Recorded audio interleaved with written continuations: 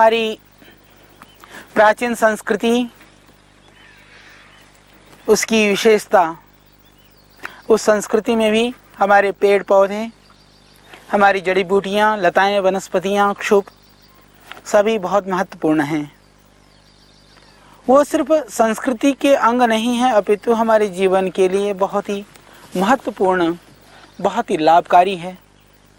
ये मूक वृक्ष हमारे लिए वास्तव में जीवन के स्रोत हैं, प्रेरणा के स्रोत हैं।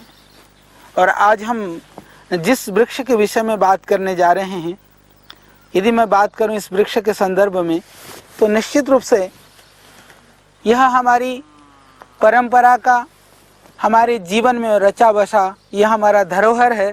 इसको हिंदी भाषा में हम ढाक, केसु, टेसु और विशेष करके लैटिन में इसको ब्यूटिया मोनोस्पर्मा के नाम से जानते हैं।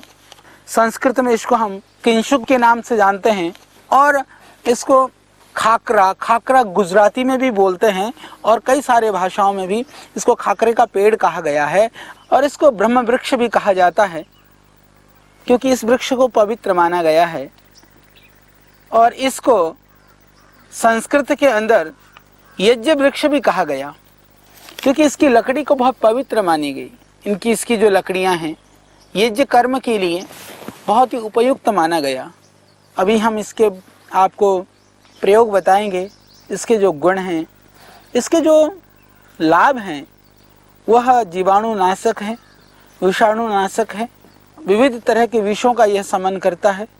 इसीलिए यज्ञ के लिए संभवतः, क्योंकि यज्ञ कर्म मात्र एक कर्मकांड नहीं है, अपितु यज्ञ कर्म ऋषियों द्वारा प्रतिपादित हमारी जीवन को पवित्र बनाने के लिए, जीवन के रोग, बीमारियां या बीमारीजन्य जो जीवाणु और विषाणु हैं, बैक्टीरिया और वायरस हैं, उनको समाप्त करने का एक उपाय है। इसीलिए यज्ञ को पवित्र कर्म कहा गया। यज्ञ को ऋषियों ने दैनिक कर्म में इसलिए सम्मिलित किया। हमारे यहाँ प्रत्येक दिन यज्ञ का विधान था प्राचीन काल में। उसके अंदर जिन वृक्षों का, जिन लकड़ियों का उपयोग का वर्णन था, उसमें पलाश भी एक महत्वपूर्ण समिधा, लकड़ी में एक पलाश का स्थान था। तो निश्चित रूप से ऋषियों ने इसके गुणों से प्रभावित होकर के इसका नाम यज्ञ, पूर्ण याज्ञिक भी इसका नाम है।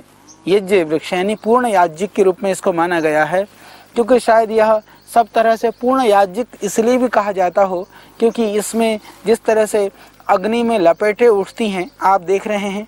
हालांकि इस वृक्ष से मुझे बहुत प्यार है, मुझे बहुत अच्छा लगता है, मुझे बहुत पसंद है। और विगत 3-4 वर्षों से जब से हम जड़ी बूटी की बात कर रहे हैं, तब से मैंने इस वृक्ष के ऊपर कभी बताने का मन बहुत हुआ, पर जब इसमें फूल खिलते थे उस समय पर हमारी व्यस्तता, और जब ये पतझड़ हो जाता था या जब इसके अंदर पत्तियां आ जाती थी, तो मेरा मन यही करता था कि जब इस वृक्ष में फूल हो, इस वृक्ष में बैठ करके बड़ी सुंदरता के साथ हम इसकी चर्चा करें, हम इसकी बात करें। तो इसके अतिरिक्त इसको जो है रक्त पुष्प भी कहा जाता है। रक्त पुष्प इस रूप में भी आप देख रहे हैं कि जैसे इसके जब फूल खिलते हैं, मानो ऐसा लगता है कि सारा जंगल में आग लगी हो और सारा जंगल अग्निमय हो जाता है। और यह पूरे भारत देश में मैदानी भाग में हो, चाहे पहाड़ की तलहटियों में, चाहे सूखा बंजर गुजरात का क्षेत्र हो, चाहे वो मध्य प्रदेश, झारखंड और चाहे वह छत्तीसगढ़ का एरिया हो, चाहे बंगाल का सुदूर प्रांत हो, चाहे नॉर्थ ईस्ट में आसाम और सिक्किम हो, चाहे वह जम्मू तक भी यह वृक्ष सर्वत्र पाए जाते हैं। जंगलों में बेचारा एक तपस्वी की तरह से अपनी सुंदरता के साथ सबको मोहित करता हुआ यह पलाश का वृक्ष, ये आप देख रहे हैं। ये इसके जो फूल हैं, अभी जैसे मेरे चारों तरफ ये फूल खिल रहे हैं, आप देखेंगे इसके जो पुष्प हैं, ये ऐसा लगता है, आप देखेंगे यह लाल पुष्प जैसे तोते का चोंच, कुछ ऐसा ही ये लगता है। इसीलिए इसको आपने देखा होगा कि ये फूल कभी भी, जब चाहे वो प्रारंभ में हो, जैसे फूल खिलने से पहले का यह फूल मेरे हाथ में है, तो चाहे प्रारंभ में हो चाहे बाद में, आप देखेंगे इसका जो पुष्प है कभी सीधा नहीं होता है। कभी भी आप देखेंगे ये खिल गया तो ये कभी सीधा नहीं खिलता है। खिलने से पहले भी ये टेढ़ा है, खिलने के बाद में भी ये टेढ़ा ही रह जाता है। इसीलिए इसका संस्कृत में दूसरा नाम है वक्र पुष्प, जिसका पुष्प थोड़ा टेढ़ा है और तोते की चोंच जैसी इसकी आकृति है, बहुत ही सुंदर है। तो यह वृक्ष वास्तव में ये मैं समझता हूँ कि ये हमारी संस्कृति का, ये हमारे देश का यह गौरवशाली वृक्ष है, जिसको ये ब्यूटिया फ्रांडोसा का जो यह पौधा जो है, यह वृक्ष जो है वास्तव में बहुत ही गुणकारी है, लाभकारी है। हम इसके औषधीय गुणों के विषय में तो बात करेंगे निश्चित रूप से, क्योंकि यह हमारा विषय है, ये आप सबके लिए रुचि की वस्तु है, तो हम बात करेंगे। पर इससे जुड़ी हुई कुछ बातें हम और करना चाहते हैं। इसके पुष्प इतने खूबसूरत हैं, इतने सुंदर हैं, फिर भी इस सुंदरता के पीछे कोई खुशबू नहीं है। निर्गंध इव किंसुका, कि हमारा जीवन सुंदर तो हो, जैसे ये किंसुक के फूल हमें अपनी ओर आकर्षित करते हैं, हमारे मन को भाते हैं। मन करता है कि इन फूलों को देखें, इन फूलों को अपने पास रखें, अपने पास लेकर के आएं। ये दूर से ये आकर्षक लगते हैं, पर ज्यों ज्यों हम पास में आते हैं, हाँ निश्चित रूप से ये पुष्प औषधीय गुणों से परिपूर्ण हैं। इसके अंदर बहुत सारे औषधीय गुण हैं, हम बात करेंगे, परंतु मैं अभी बात कर रहा हूँ इनके बाह्य स्वरूप की। तो ये बाह्य रूप जितना देखने में सुंदर है, इतना ही इसके अंदर यह खुशबू से रहित है। निर्गंधा एवं किंशुका, ऐसा हमारे संस्कृत के साहित्य में वर्णन है कि आप सुंदर तो बनो किंशुक के तरह, पर उसकी तरह से निर्गंध नहीं बनना चाहिए, कि सुंदरता भी हो, जीवन में सुगंधी भी हो। तो वास्तव में सोने में सुहागा वाला जो कहावत है, तो सोने में गंध हो जाए तो निश्चित रूप से वह और दिव्य बन जाता है। तो हमारा जीवन बहुत पवित्र हो, आदर्श हो, जीवन में मूल्य हो, मर्यादाएं हों, उसके साथ साथ में लोगों के लिए लाभकारी, जनता के लिए उपकारी, देश की पीड़ा को देख करके, देश की लोगों की कष्ट को देख करके उस कष्ट को दूर करने की भावना वाली हमारी प्रवृत्ति और हमारा जीवन होना चाहिए। तो यही संदेश यह किंशुक का फूल, यह पलाश का फूल, यह टेंसु का फूल हमें दे रहा है। तो यह संदेश भी इसीलिए हमारे ऋषियों ने, हमारे संस्कृतज्ञों ने यही कहा कि पलाश के पुष्प की तरह सुंदर तो बनो, परंतु निर्गंध वाले मत बनो। जब इसमें पुष्प खिलते हैं तो एक भी पत्ती इस वृक्ष में मुश्किल से मिलती है। तो जिसमें पुष्प नहीं खिले थे उस वृक्ष में से हम ये पत्तियां तोड़ करके आपको समझाने के लिए टहनी में ले करके आया हूँ।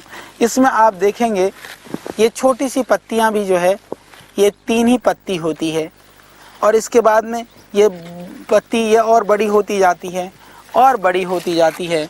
इसके बाद में ये विशालकाय पत्तियां हो जाती हैं। ये आप देख रहे हैं ये काफ़ी बड़ी पत्तियां हैं, परंतु ये पत्ती 3 के 3 रह जाते हैं। आपने देखा होगा एक पत्ती के अंदर 3 पत्तियां होती हैं, 1 पत्ती, 2 पत्ती और 3 पत्ती।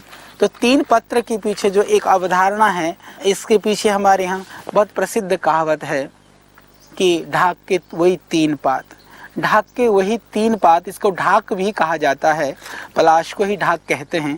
तो ये ढाक के 3 पात क्यों हैं, ये बहुत विचारणीय बात ये है कि आदमी जो है वो छोटा से बड़ा हो जाता है, परंतु उसके जो आदर्श है, उसके जो मूल्य है कि ढाक के वही 3 पात। इस मुहावरे का अर्थ आप समझते हैं, इस किंवदंती का अर्थ कि हमारा जीवन में हमने जो संकल्प लिया, हमारा जो आदर्श है, हमारा जो व्यवहार है, वो ऐसा नहीं होना चाहिए कि वो ढाक के 3 पात, यानी हम कितना भी आगे बढ़ जाएं, कितने भी बड़े हो जाएं, छोटे पत्ते बड़े हो गए, परंतु जो गुण के लिए, अपने विचार के लिए, विशालता के लिए, या हमारी जो बातें हैं आदमी बहुत सुनाता है, पर उसमें कर्म में परिणित करने के लिए हम जब वैसे के वैसे रह जाते हैं तो उसको ढाक के 3 पात कहा जाता है। तो यह हमारे यहाँ प्रसिद्ध एक उक्ति है, शायद इस ढाक को सब जानते हैं, इसीलिए शायद यह मुहावरा बना, क्योंकि यदि ढाक सब जगह ना होता, पलाश सब जगह ना होता, तो लोग ये शायद यह उक्ति कभी लोग ना कहते। तो इसीलिए ये ढाक के 3 पात भी हमें नहीं बनना है। तो ये 2 रूप में, इसके पुष्प और इसके पत्र, शायद मेरे हिसाब से और कोई ऐसा वृक्ष नहीं है कि जनमानस के साथ इतनी गहराई तक किंवदंती, मुहावरे, उदाहरण और जीवन को आगे बढ़ाने के लिए, जीवन की कमियों के संदर्भ को दर्शाने के लिए इस रूप में शायद कहीं भी वर्णन हुआ हो सकता। और भी पौधों का हमने अलग अलग तरह से वर्णन किया है, अलग अलग तरह से समझा है, पर ये अपने आप में बहुत बड़ी बात है जो मैं बताना चाहता था। तो आज हम इसी वृक्ष का, जो हमारे जीवन के लोकोक्तियाँ, मुहावरों और कहावतों तक रचा बसा हुआ यह पेड़, ये वास्तव में यह हमारी धरती माँ का श्रृंगार है, यह धरती माँ का एक आभूषण है, यह हमारे देश का, हमारी परंपरा का, हमारे गौरव का यह अद्वितीय एक विशाल वृक्ष है, पलाश का वृक्ष, ढाक का वृक्ष। इसकी यदि मैं औषधि के विषय में बात करना शुरू कर दूं, मुझे समझ में नहीं आता कि मैं किधर से प्रारंभ करूं। हम फूलों से ही बात करते हैं कि जो है पुष्पम दृष्ट्वा फलम दृष्ट्वा दृष्ट्वा च नवयौवनम कांचनम एकांतम कांचनम दृष्ट्वा कस्य न चलित मन। कि यदि सुंदर फूल को देख करके वास्तव में किसका मन विचलित नहीं होता है, मन रह रह करके करता है कि ये इस काशी सुंदर फूल हर हमेशा मेरे पास रहते। निश्चित रूप से इन फूलों को हम अपने पास रख सकते हैं अपने मन की आँखों की दृष्टि को ठीक कर करके। यदि अपनी आँखों में फूल है तो सारी धरती में फूल नज़र आएंगे। तो हम भगवान से प्रार्थना करें कि बाहर की जो फूल है, बाहर की जो सुंदरता है, वो हमारी आँखों की सुंदरता को बढ़ाए, आँखों की अंदर की दृष्टि को बदल दें, जिससे कि हम जहाँ भी दृष्टिपात करें हमें पुष्प ही पुष्प, फूल ही फूल नज़र आए। इसके लिए भी हम भगवान से प्रार्थना करें। भद्रम पश्ये माँ अक्ष भीर्यजत्रः अक्ष भी हम आँखों के द्वारा ऐसे पवित्रता पूर्ण ढंग से देखें, इतना पवित्रता पूर्ण ढंग से संसार को सोचें। जब संसार को पवित्रता से हम देखेंगे, हमारे अंदर की पवित्रता बढ़ेगी, फिर हमें फूल ही फूल दिखाई देंगे। सारा संसार के अंदर हम जिसको भी देखेंगे, जिधर भी हम नज़र डालेंगे, वह पुष्प से परिपूर्ण ही हमें नज़र आएगा। तो मैं बात कर रहा था पुष्प के संदर्भ में। तो यह पुष्प जो है, यह आयुर्वेद की दृष्टि से ये शोथज्ञ माने गए हैं, ये शोथ को दूर करने वाला है। इस पुष्प को आप यदि थोड़ा गरम करके कैसे गरम करना है, इसको पानी में उबालना नहीं है, नीचे आप पानी को रख दें और एक जाली को ऊपर रख करके इस किंशुक के फूलों को आप रख दें जाली के ऊपर, नीचे बर्तन में पानी, जाली में इस फूल को रख लें। नीचे से जब स्टीम से गर्म हो जाएगा, स्टीम से गर्म होने के बाद में जितना शरीर को सहन होता हो, उस स्थिति में उसको ले करके इस फूलों को यदि आप उसमें बांध देते हैं, कहीं पर भी जहाँ सूजन है, चाहे वो अर्थराइटिस की सूजन है, चाहे वो चोट की सूजन है, चाहे वो मोच की सूजन है, चाहे वो किसी भी कारण से सूजन है, किसी भी तरह की सूजन को यदि आप उसमें बांध देते हैं, तो आप देखेंगे एक दिन के अंदर, सिर्फ मात्र एक दिन, यदि ताज़े फूल आपको ना मिले तो पंसारी के यहाँ इसके सूखे हुए फूल भी मिल जाते हैं। उन सूखे हुए पुष्प को भी आप उसी तरह से स्टीम में उबाल करके, यानी आप नीचे पानी ऊपर जाली कोई छन्नी ऐसा टाइप रख करके आप उबाल करके बांधेंगे, आप देखेंगे सूजन के लिए यह एक बहुत ही अचूक और अद्वितीय औषधि है। इसके जो फूल हैं वो सूजन के लिए बहुत ही कारगर हैं।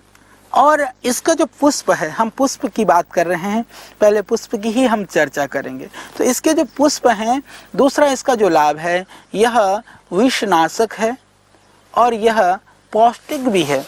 हालांकि हमने इसका देखा है, सीधा पुष्प को सुखा करके भी यदि आप प्रयोग करते हैं तो शरीर को डिटॉक्सिक करने के लिए, यदि किसी भी तरह के टॉक्सिन्स बॉडी के अंदर बढ़ा हुआ है, वो टॉक्सिन्स को कम करने के लिए भी इसका पाउडर कर करके हम लगभग 1 से 2 ग्राम भी हम इस फूल का जो पाउडर है वो हम ले सकते हैं।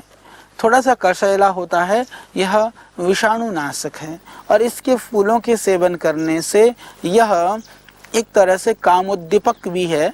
हालांकि कामोद्दीपना के लिए फूल से ज़्यादा इसके बीज, फूल के बाद इसमें फलियां आती हैं, फली में जो बीज होता है वो ज़्यादा कारगर होता है। कामोद्दीपना के लिए भी या शरीर में काम शक्ति की अभिवृद्धि के लिए उस फूल में मिश्री मिला करके यदि आप प्रातः सायं दूध से लेते हैं तो उससे काम शक्ति की अभिवृद्धि होती है। आपके अंदर आंतों का जो इन्फेक्शन है, आंतों के अंदर किसी को किसी भी तरह से घाव है, व्रण है, अल्सर है, उसमें भी यह सहयोग करता है। तो ये लाभकारी है आपके पेट के लिए, आपके किसी भी तरह से जो सेक्सुअल जो डिसऑर्डर है उसके लिए ये लाभकारी है। इसके अतिरिक्त इसका और बहुत ही गुणकारी प्रयोग है। वो प्रयोग ये है, ये प्रमेह में भी काम करता है, प्रदर में भी काम करता है। फूल का पाउडर मिश्री मिला करके यदि आप लेते हैं, बराबर मात्रा में मिश्री मिला लें, फिर 1 चम्मच ले लें। 1 चम्मच में जैसे 3 ग्राम की लगभग मात्रा आ जाती है, आधा मिश्री मिलाते हैं तो 1.5 ग्राम मिश्री हो गई, 1.5 ग्राम पुष्प हो गया। तो 1 से 2 ग्राम ये पुष्प का पाउडर आप ले सकते हैं। परंतु यदि आपको मधुमेह है तो मिश्री को न लें, ये आप ध्यान रखें। कई भाई बहनें हमसे मिलते हैं तो बात करते हैं डायबिटीज़ में हम वैसे मीठा तो नहीं खा सकते पर उसमें शहद तो ले सकते हैं। मैंने कहा शहद में भी ग्लूकोज होता है, उसको नहीं लेना चाहिए। फिर कहते जी मिश्री तो ले सकते हैं थोड़ी।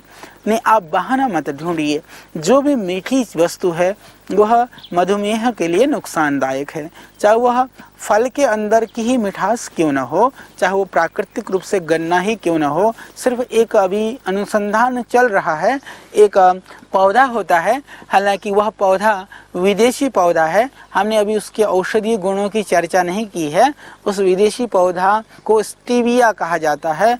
स्टीविया की जो शर्करा होती है वो ऐसा अभी अनुसंधान हो रहा है, ऐसा माना गया है कि वह मधुमेह के रोगियों के लिए भी वह मिठास लाभकारी है, वो हानि नहीं करता है। इसके अतिरिक्त प्रायः जितने भी मीठी वस्तुएं हैं, मीठी चीज़ें हैं, वह मधुमेह के रोगियों के लिए हानिकारक है। इसको हमें ध्यान रखना चाहिए। ऐसा कहा जाता है कि जब बिल्ली सामने बहुत नज़दीक आ जाती है तो कबूतर आँख बंद कर लेता है, क्योंकि डर के मारे वो भागना भूल जाता है। फिर आंख बंद करके वो सोच लेता है कि शायद बिल्ली चली गई, पर उससे बिल्ली के झपट्टे से कबूतर बच नहीं सकता। इसी तरह से किसी भी भ्रम में रह करके, हम आलस्य प्रमाद में रह करके अपने शरीर को, अपने देह को बिगाड़े नहीं। यदि कोई विकृति आ गई है तो उसके लिए हम लापरवाह ना हो। तो मैं बात कर रहा था पलाश के फूलों की, क्योंकि फूल के भी बहुत सारे प्रयोग हैं। फिर फूल के बाद में हम बात करेंगे इसके पत्तियों की, इसके छाल की, इसके तने की, हमें बहुत सारी चर्चा करनी है। यह एक सुंदर वृक्ष है। आज हमने इस भाग में, इस एपिसोड में इसका वर्णन को ज़्यादा महत्व दिया, क्योंकि वृक्ष के स्वरूप का वर्णन भी जरूरी था, क्योंकि हमारे परंपरा में रचा बसा हुआ था। इसलिए हमने आज इसका वर्णन को ज़्यादा महत्व दिया। औषधीय प्रयोग के विषय में हम कल और अच्छी तरह से जानेंगे। तो आज इस एपिसोड में इतना ही। पुनः हम कल इसी वृक्ष के साथ फिर हम आपके बीच उपस्थित होंगे। तब तक के लिए आप मुझे दीजिए विदा। ओम।